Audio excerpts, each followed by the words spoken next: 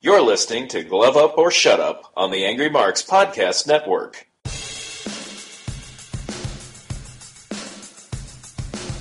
You're listening to Glove Up or Shut Up on AngryMarks.com with Peter H. and Stevie J. Find them on Twitter at HardcoreCDN and at AngryMarks.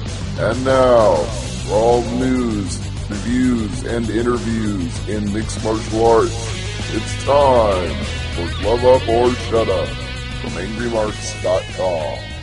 And welcome everybody to another episode of Glove Up or Shut Up right here on AngryMarks.com. My name is Peter H. and I'm joined once again by my co-host from Omaha, Nebraska, Stevie J. Not currently serving a 5-year suspension.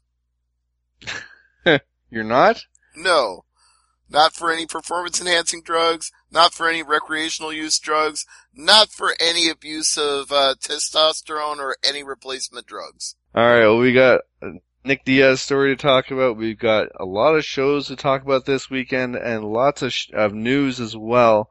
But we have to start with Diaz because the Nevada State Athletic Commission basically lowered the boom on Nick Diaz, suspending him for 5 years in connection to his positive test at UFC 183.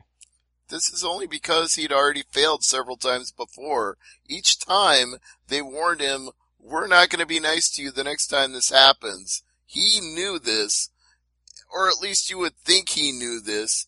So when they told him last time, you do it again and we'll throw the book at you, this is exactly what they promised. Anything less than this would have been out of line with what they had already said they were going to do. The one thing that gets me is there was 2 samples sent to the WADA lab and 1 was sent to Quest. The 2 samples from WADA were under the new marijuana, use numbers, and the one from Quest, that was the one that got him, that dinged him. As far as how high the nanograms were in his blood. See, here's where I knew we were going to get into this, and I want to just go ahead and get into it right now. Mm-hmm. I'm of the opinion that out of all the things that a fighter could do, marijuana is probably the least impactful. Some people argue it makes you more tolerant to pain. Some people argue that it makes it easier for you to fight because it controls your nerves. But I don't see it as being any more harmful than having a beer the night before the fight. If you smoke a joint or have a beer, to me it's almost the same thing. But the problem is what I think is not what the rules are. What I think is okay for people to recreationally consume is not what the rules are. The rules are the rules. He knows what they are. He continues to flout them, and they continue to punish him. At some point, he should just wise up and decide it's not worth losing multiple years of my career to smoke a joint when I want to relax. There's other ways to relax, Nick Diaz, but if he had common sense, if he thought about things, and if he didn't do stupid things, he wouldn't be Nick Diaz. He wouldn't be the person that he is. He wouldn't be this guy that we're talking about right now. Diaz is no choir boy. He got his 2 previous suspensions for marijuana. He no-showed a pre-fight drug test in California, and everybody remembers the Strikeforce brawl in 2010. Well, everybody remembers the World Series of Fighting brawl in 2015. Oh, yeah, him and his brother, and yeah, I remember that. And the Nurmagomedovs. Yeah, that was, who threw the bottle? I think Nick Diaz was the one who allegedly threw the bottle. No surprise. Oh, the Diaz brothers, what are you gonna do with them? Well, I mean, it's a case where it's a repeat offender and you're gonna lower the hammer on repeat offenders to make an example of them.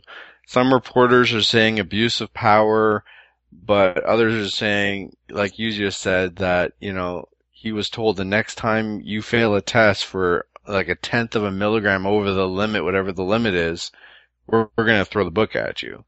And one of the commissioners on the commission wanted to basically give him a lifetime ban.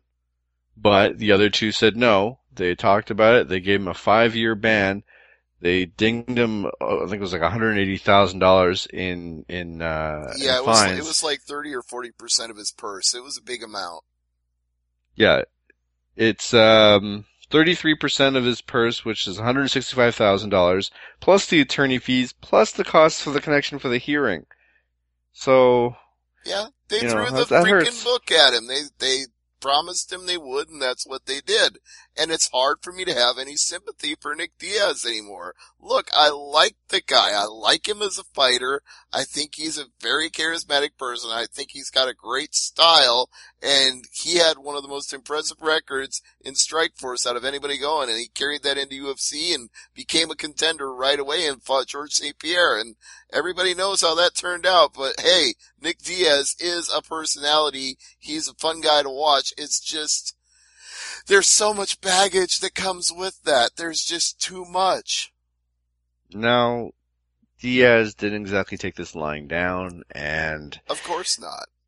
minutes after the 3-hour hearing was over, he was on the steps of the court of where the building was or whatever it was, and reporters were waiting for him, and he cut a obscenity-laced promo talking about steroids and how he's the only clean fighter. And if you've seen one Diaz promo, you've seen them all. But go check this one out. Don't be scared, homie. Don't be scared, homie. Exactly.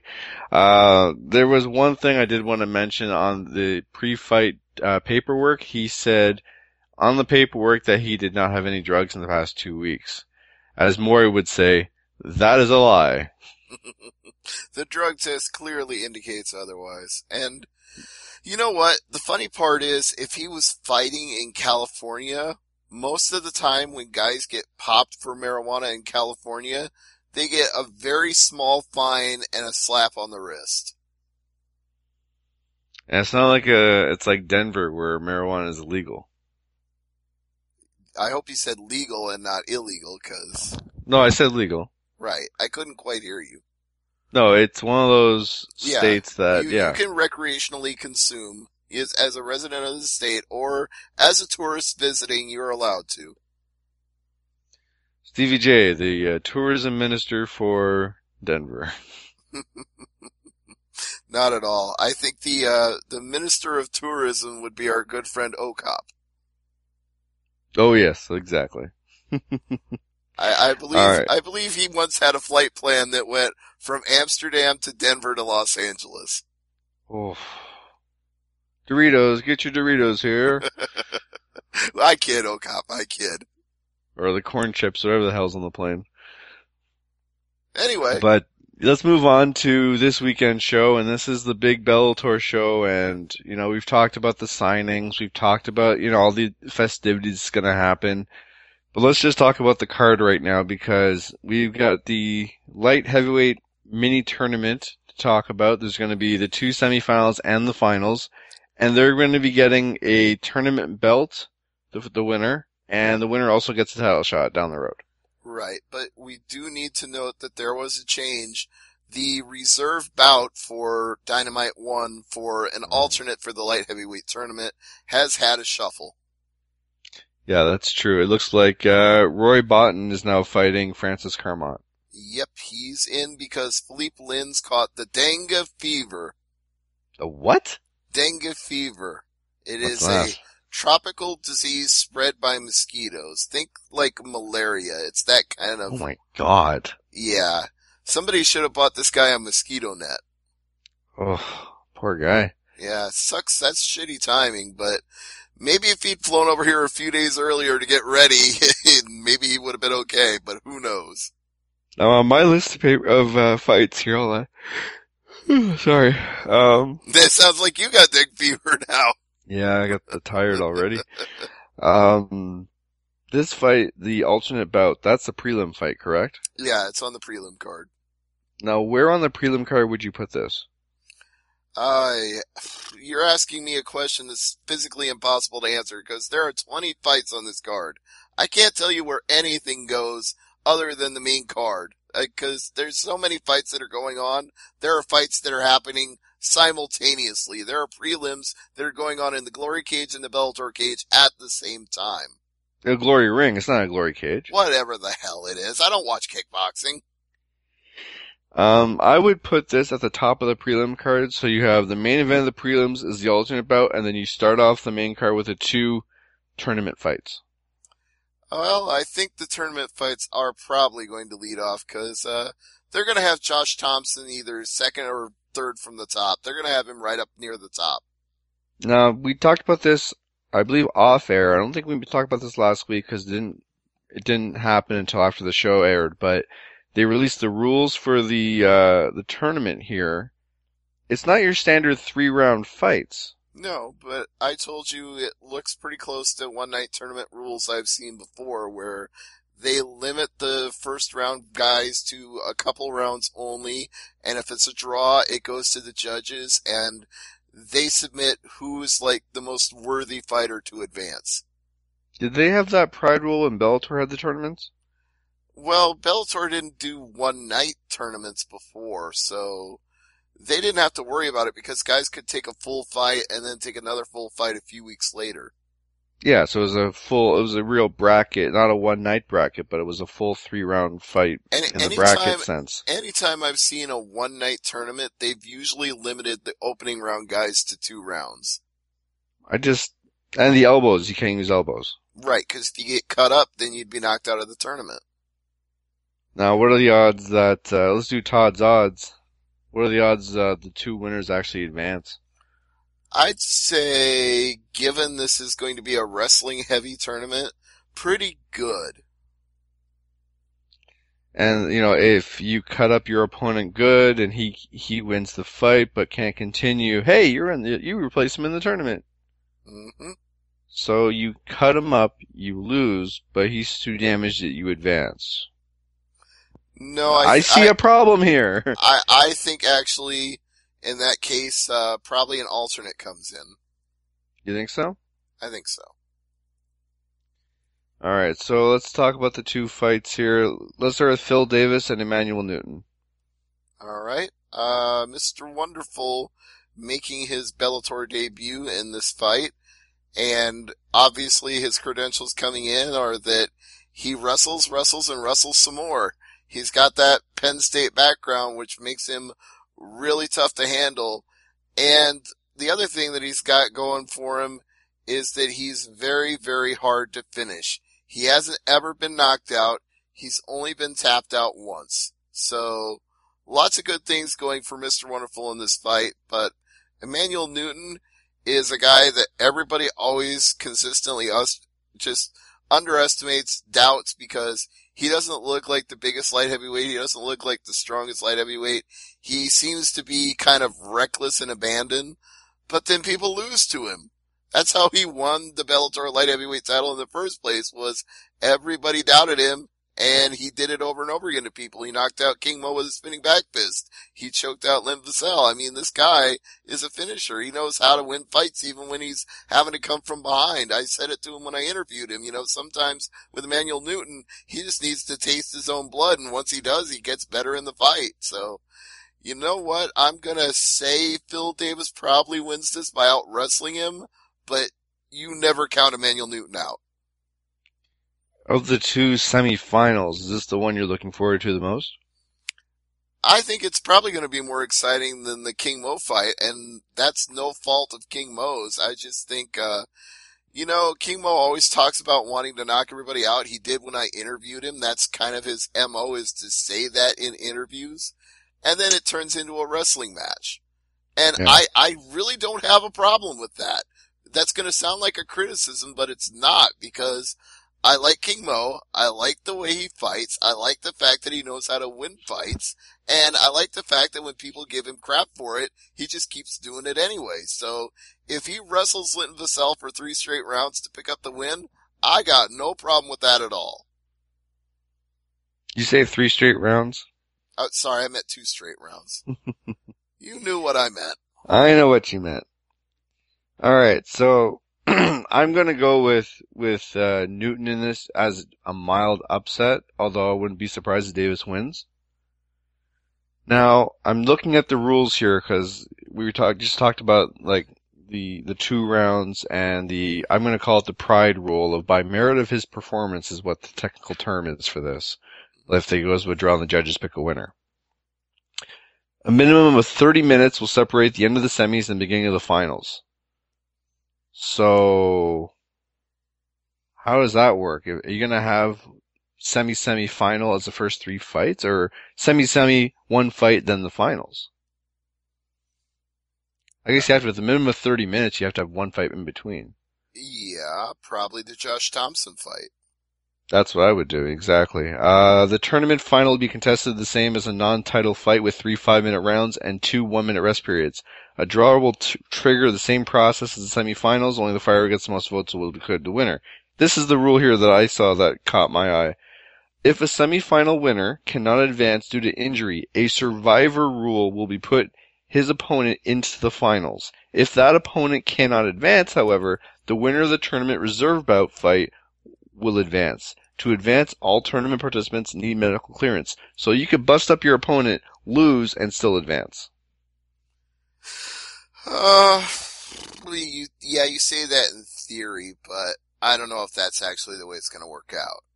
Then they go, fouls that end bouts will be addressed depending on whether the infraction was intentional or accidental. If it is an accidental foul renders the semifinal winner unable to continue, the uninjured fighter will advance, and the tournament reserve winner will remain on the bench, basically. If it's intentional, the fouling fighter will be disqualified, and the fouled fighter will be medically eliminated. The tournament reserve winner will advance. If an accidental foul ends the finals before 2 rounds have been completed, the tournament is over without a winner. After 2 rounds, it goes to the judges, based on completed rounds. Can I say something out of respect and love? Mm-hmm. You know that I don't mean anything bad by this, because I'm just giving you shit, but you're being very nerdy about this right now. Absolutely, because I have a really... I want there to be a winner here, and the way it's structured, I could see something happening. You are coming up with every screwball scenario that's not going to happen.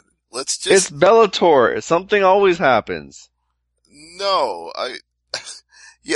honestly don't even bother to think about all these possible hypothetical scenarios, because the most likely outcome here is that Phil Davis and King Mo both out-wrestle their opponents and advance and then face each other in the finals. You don't really have to put this much thought into it.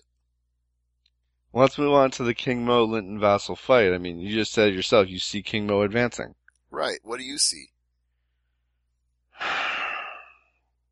I see more of an upset chance in Newton beating Davis than Vassal beating King Mo. I think King Mo wins that fight, unfortunately. Right. But of the two, it's probably the more decisive victory. Exactly. But this is why you fight the fights, right? He's got a puncher's chance. Mm-hmm. And he was one time in contention for the title, so he is qualified. He is that good, but he's got to earn a second chance in this tournament, and I don't see him overcoming those odds. If Vassal's wearing the tournament belt after this show, I'll be very surprised. Yeah, I'd say, I don't know what the odds are, but I'd say he's your long shot. He'd probably be like your 900 to 1 against favorite. Now, if you're Linton Vassal, do you think you got the short end of the straw here? I don't know if there was a good draw for him against any of the other 3 guys. I think no matter where he got put, he was in there with a murderer's row, especially, even if he gets by in the first round, he's probably not winning the finals. There was just no path for him. Alright, so you've got Davis and King Mo, I've got Newton and King Mo. Who wins tournament? Yeah, well, that's kind of the interesting dynamic, though, isn't it? Because King Mo and Newton have faced each other 2 times before, and Newton got the better of him both times. The first time, he knocked him out with the spinning back fist, and the second time, he outpointed him to a decision.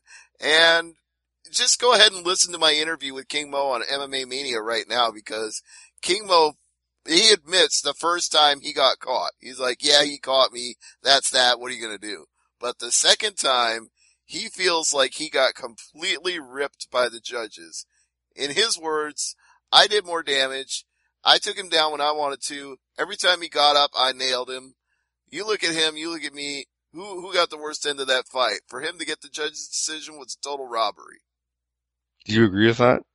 I think he's got a case, but we always say it on this show. It's your tagline. Never leave it to the judges. Absolutely. So he can say that, and on any given day I might agree with him, especially if I rewatch the fight again.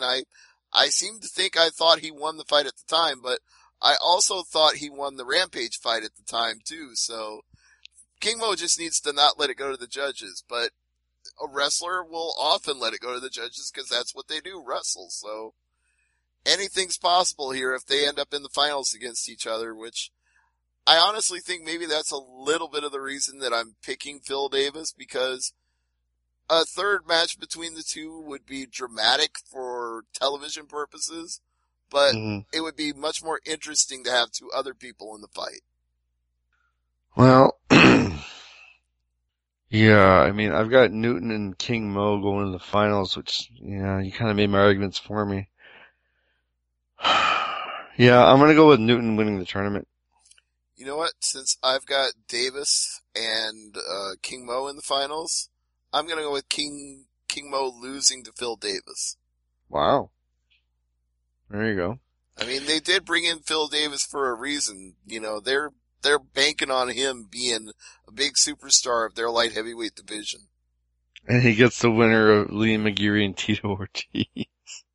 Well, that's a pretty interesting one, but we haven't made a prediction on that fight yet. Do you want to do that now, or do you want to wait? No, we'll wait, because we got to talk about Mike Bronzoulis and Josh Thompson first. This is fun for me because I got to interview both of these guys, and they're both characters. Mm-hmm. Mike Bronzoulis called himself the Greek Conor McGregor of Bellator. Oh, Jesus, no. Yes, he did. Listen, The Greek Conor McGregor. The Greek Conor McGregor. And he said he's got the speed and agility of Lyoto Machida and the wrestling of Randy Couture. And the visions of Nick Diaz while intoxicated. What is he talking about? Just listen to the interview, man. Mike Bronzoulis is a fun guy. You're going to enjoy this fight. And where can we listen to that interview? MMAmania.com. There you go. Josh Thompson, what about him? Well, he's been around this sport forever. He's arguably one of the best lightweights in the world, but people may not be giving him that respect right now because he lost 3 straight fights in UFC. Now, the thing that needs to be said about that is 2 of those fights were split decisions, and I was there for one of them in Chicago, and it was total bullshit. So, I think Josh Thompson is a lot better than people will give him. But we both agree he didn't look good in that fight with Tony Ferguson, and I asked him about that.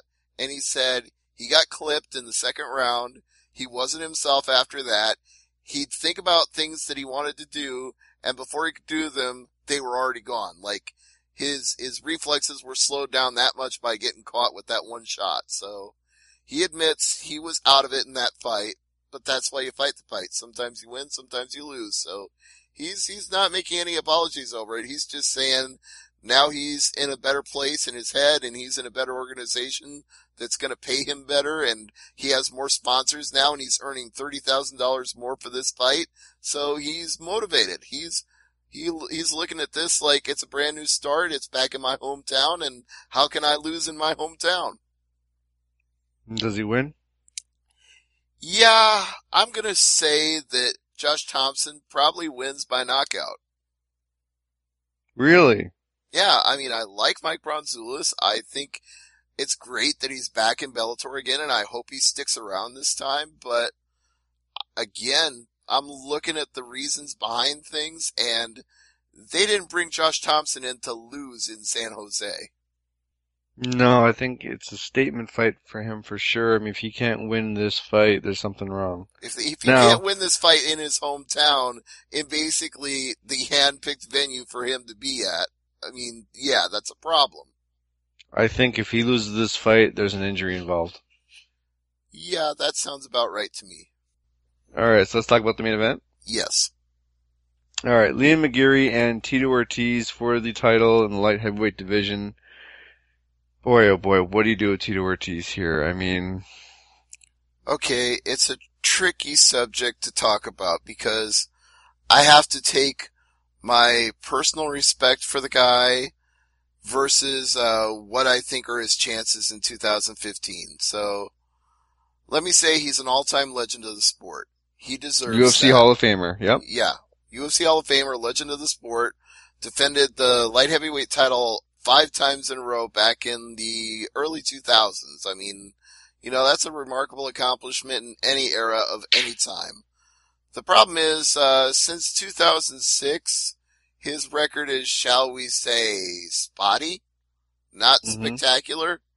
And he says he's the best Tito Ortiz he's ever been, but we look at the last 2 fights he had. He beat a blown up middleweight in a size fight where he was clearly outmatched. It was like watching a tiger play with a mouse. Okay, so Tito Ortiz had an obvious advantage in that fight. It was a fairly easy fight for him. And then in his second fight with Bonner, who is also past his prime, he got a split decision. He couldn't even win that straight up. So he's got 2 wins in a row for the first time in almost a decade. But if it was anybody other than Tito Ortiz, 2 wins in a row wouldn't get you a title shot. The fact that he's got 2 wins in a row at this point in his career is more than enough for anybody to give him a title shot simply because he's Tito Ortiz. But look at Liam McGeary. Look at how dominant this guy has been. He's undefeated. He's run through everybody he's faced. He's a killer with an amazing size advantage. He is John Bones Jones-esque. He is 6'6" with an 81-inch reach. That's gonna be, even a fighter in his prime is gonna have trouble dealing with that. We're talking about Tito Ortiz. Again, with respect to his credentials, to his legerdemain, this is not the Tito Ortiz of 2000. And this is going to be a bad night for him. McGeary's first fight was in 2010 when Tito Ortiz was 15-7-1 coming off a split decision loss to Forrest Griffin at UFC 106. This is like someone who I don't want to say student teacher, but it's one of those things where you've got someone with all the experience in the world trying to, he thinks he can still go at 100%. And then you got McGeary, who's a beast right now. Yeah, And McGeary has only been to a decision once in all of his fights. Like, you remember the wars Ortiz had with Shamrock?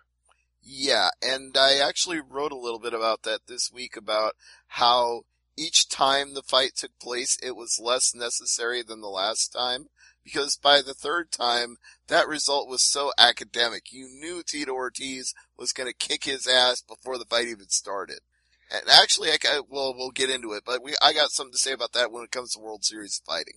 Well, the thing is, McGeary, for people who are betting on him heavy, McGeary's not a spring chicken. He's 32 years old, but Ortiz is now 40. Right. And again, look at their respective records. Like you said, since 2010, night and day. I always think of McGeary for Bellator 100 when he knocked out Bo. Was it Tribolet? Yeah, I think so. Like under 30 seconds. Yeah, McGeary is a killer. Yep. Team Henzo Gracie Barra Jersey, AKA, and of course, I wonder what team Tito trains at again? Is it still yeah, it's still Punishment. Yeah, Never mind. Team Punishment. Yeah, he's still there. Alright, so if you're the winner of the tournament, are they going to patch you up and bring you out after the show's over? I would almost think they'd have to. And it's a free show, everybody. It's on Spike TV, so. Yep. And, all those prelims are, well, I don't know what they're gonna do with the 2 that are airing simultaneously in a couple of cases, but, maybe they'll have 2 separate feeds, one on Spike.com, one on Glory's website. I don't know.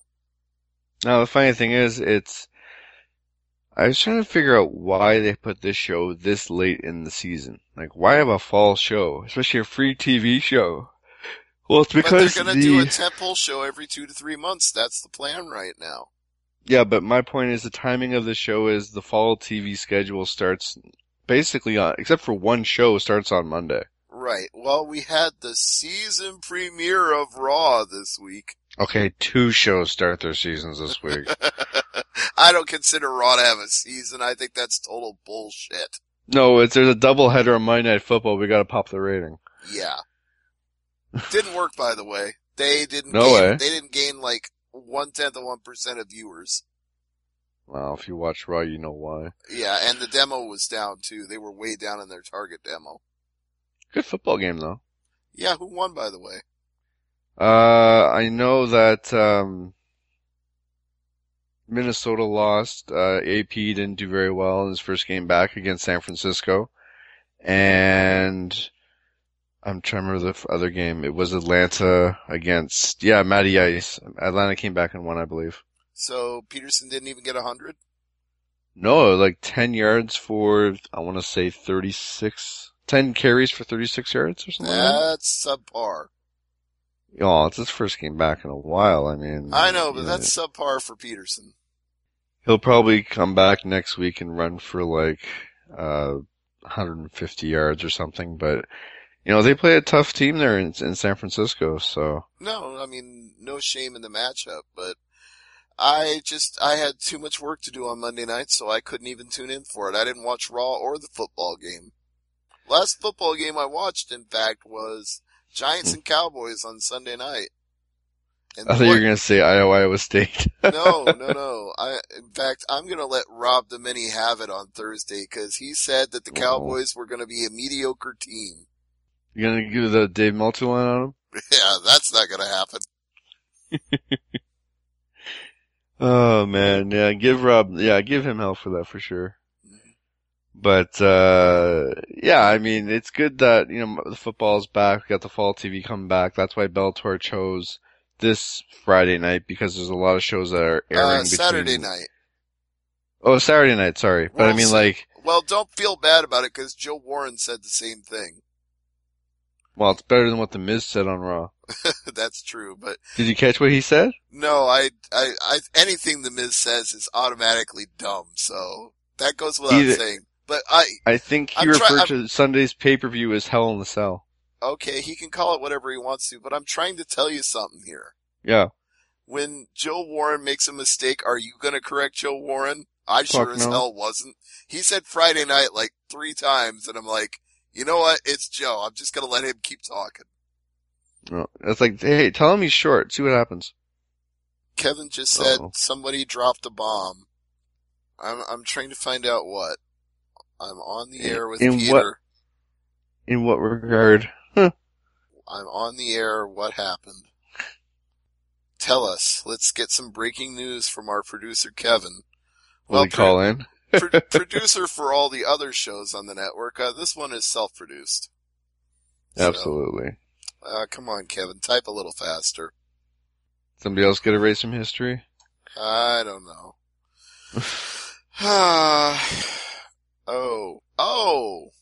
Wow, that is breaking news. Okay. Tonight was Rick Craig's last show as a host of the Undisputed Wrestling Show. He is stepping back to focus on scheduling guests and promoting the page. Replacing him starting next week will be Cue Ball Carmichael. Okay. You don't know the name? Cue Ball Carmichael, no. You seriously don't know the name? No. You think back to the 90s, you should know this. He's been around pretty much everywhere that you could be in the independent wrestling scene. He was I can't even tell you how many different promotions but going back to the 90s, like mid-90s, he was everywhere. IPWA, NWA, Maryland Championship Wrestling. I mean, Cue Ball Carmichael, I kind of consider him a legend of the independent wrestling scene. He's that kind of guy. He's been everywhere. He's done everything. Okay. Well, that's a great addition to the network then, I suppose. Mm-hmm. Alright, so let's move on from Bellator. Let's talk some World Series of Fighting. Let's do that. Justin Gaethje against Luis Palomino for the lightweight title, and Dave Branch against Teddy Holder for the inaugural light heavyweight title are your main event and co-main event respectively. Alright, so here's where I have to make my point about Shamrock and Ortiz getting more and more predictable each time they did it. Okay?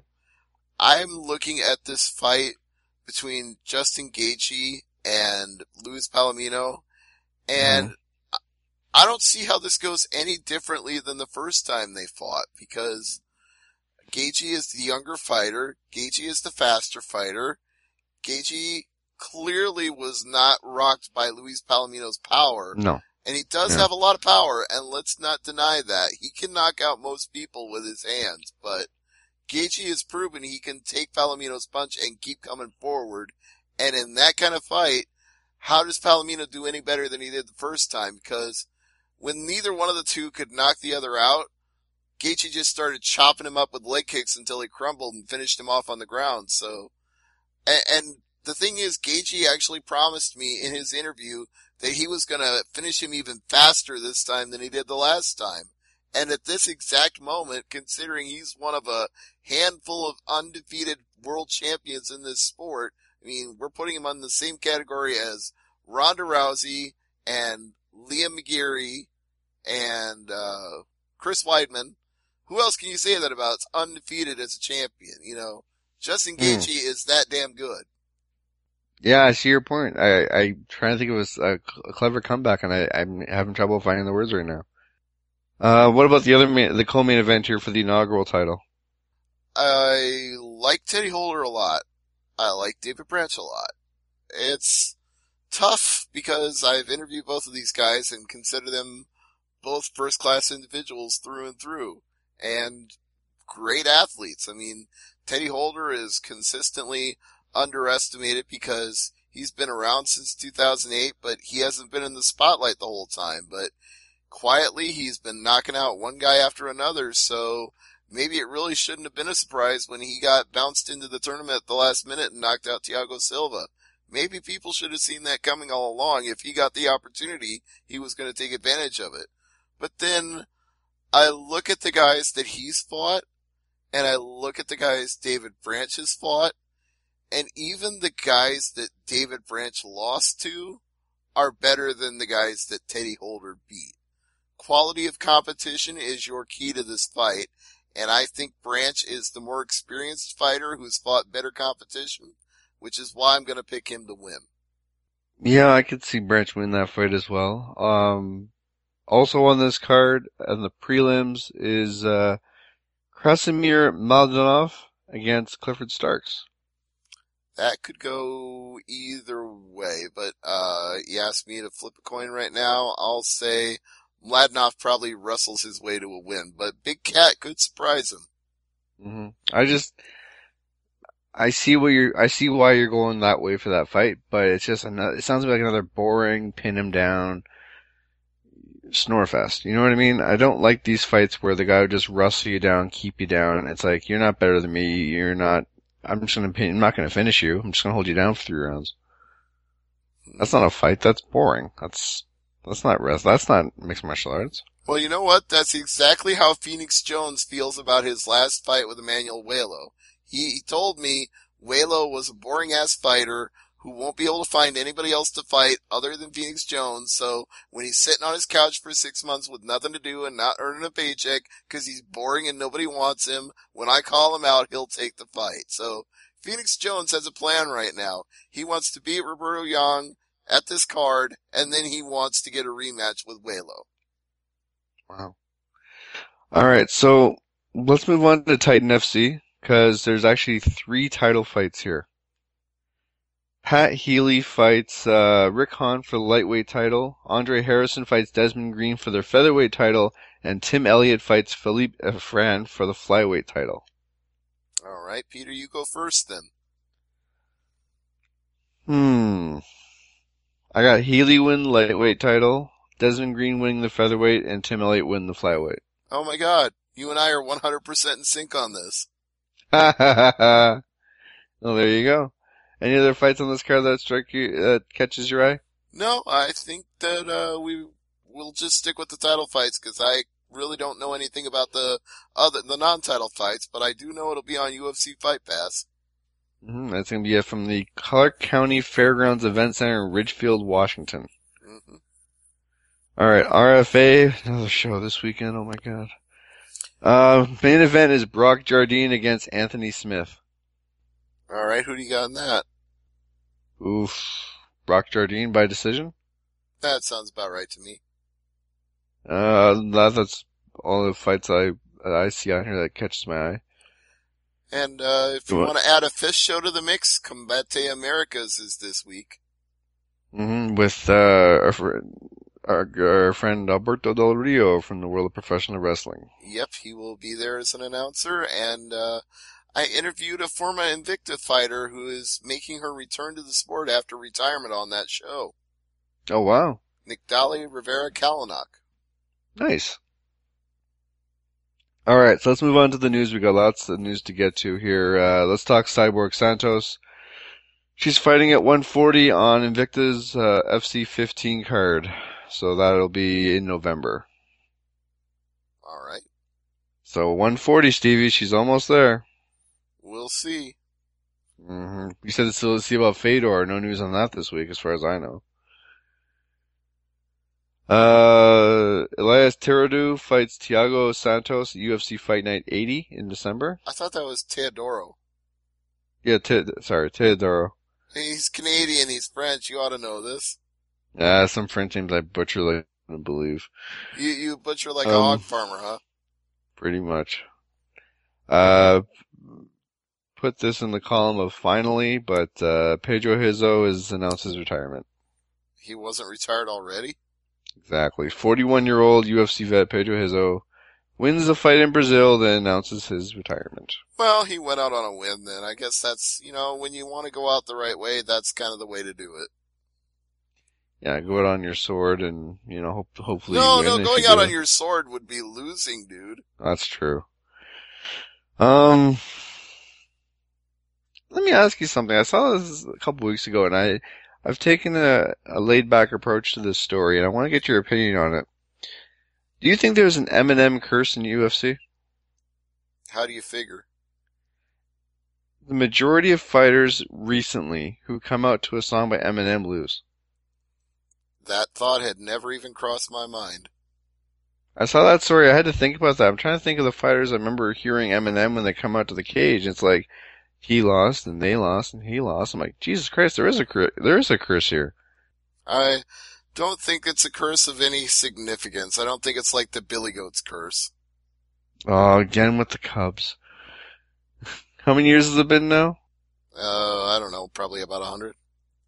Now, Ultimate Fighter's just starting up. Episode 2 is this week, and we were talking about it off air, but I want to get your thoughts on the show of we're going back to the Team Europe versus Team USA philosophy here. Do you think a Team USA, Team Europe concept still works in 2015? I don't know, maybe. Alright. I thought you'd be more than that, but okay. Sorry, still reacting to the Q-Ball Carmichael news. Kevin is still talking about it. Okay. We talked about Nick Diaz. We should talk also with Jake Shields. Yeah, he got a little bit of a penalty too. Yeah, he was given community service and a fine.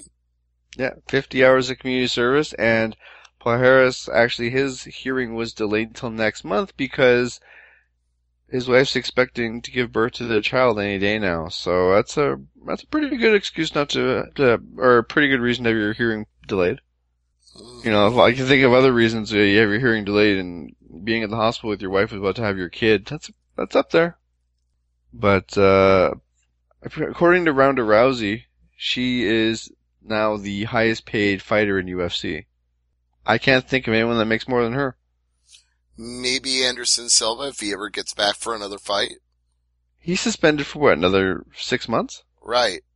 Because that's retroactive. Right. But I would have to think Anderson Silva would make more for one fight than Rousey, but it's probably close. Alright, we got a couple extra fights added here. Darren Elkins fights Robert Whiteford, Fight Night 76 in Dublin. And that will happen in October. And Drew Dauber fights Eric Koch at UFC 195 in 2016. at UFC 195 in Vegas. Mm-hmm. Dober and Coke, that's a good fight. I like that. Yeah, although, I think Coke is nearing irrelevance at this point. You really think so? Yeah, he's kind of, just not ever gonna be anywhere near the top of his division. Do you think it's one more loss and he's done? Maybe 2 or 3. Alright, we talked about one retirement. Let's talk about another one. And this one, I think, surprised me a little bit. I forgot to mention this in the Invicta talk, but, former Invicta champion Katja Kanapa? Is that how you say it, Stevie? Kankapa. She retired after her loss. Oh. One of the top strawweights is done. Yeah, that's surprising.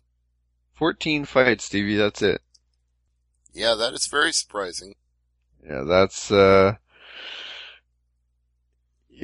something else. I think it's like that guy who beat Sam Stout a couple weeks ago, where it's, you know what, I don't need this, I'm done.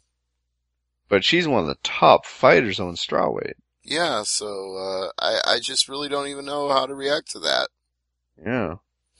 And, we talked, was it 2 weeks, maybe 3 weeks ago, about fighters. Some of them need to learn how to trash talk better, and some actually are bang on their trash talk capabilities. Mm-hmm. L.C. Davis says, quote, Joe Warren isn't the best mixed martial artist I've faced. Well, Joe Warren had plenty to say about what L.C. Davis had to say. Oh no. Yeah, so you'll want to check out my interview with the baddest man on the planet. The article is probably not going up till next week because the next Bellator show is September 25th. But Joe Warren, as is the case almost any time Joe Warren opens his mouth, he has a lot to say and it's kind of fun to listen to him. But he didn't call himself the so-and-so god of or the so-and-so version of Conor McGregor, did he? No, he didn't say he was the Greek version of Conor McGregor, but he did say he was gonna find L.C. Davis and put a hole through him. Oh, can't say that. He means with his fist. You still can't say that. He means in the cage. Only in the MMA universe could you threaten bodily harm and everyone just, okay. We shrug it off. If I said that about my next door neighbor, I'd be in the slammer. See, the funny thing about this interview is I'm used to Joe Warren being completely over the top almost every time he gets to a mic. But he actually humbled himself several times during the interview. Like, I asked him about the Marcos Galvão fight and he said, I went home and I watched the replay and I immediately called John McCarthy and said, thank you for saving my life. You said that? Yeah, he admits that he lost that fight. But he was so animated though. I know he was, but that's why I'm saying you gotta check out this interview because it's like, on the one hand, he's just as cocky as you would expect him to be, and on the other hand, he's incredibly self-effacing about the fights he's lost and manning up and admitting he lost them. It's like, you know what? Joe Warren is a very complicated man, and as I told him myself, he's a very polarizing man. People either love him or they love to hate him. But the one thing you know is that when Joe Warren's fighting, people are going to be talking. He's definitely a character, that's for sure. That's the reason why he was on that Fight Master show. Absolutely, and that's the reason he's main eventing in Hidalgo, Texas.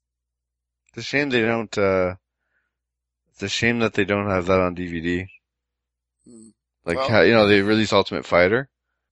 Yeah. But I know certain seasons of Ultimate Fighter it's harder to get, on DVD than others, but if they ever release Fight Master, I mean, yeah, I'm not sure. Or not, I actually had to order one of the seasons from Canada. Really? Yeah, I think it was season 2.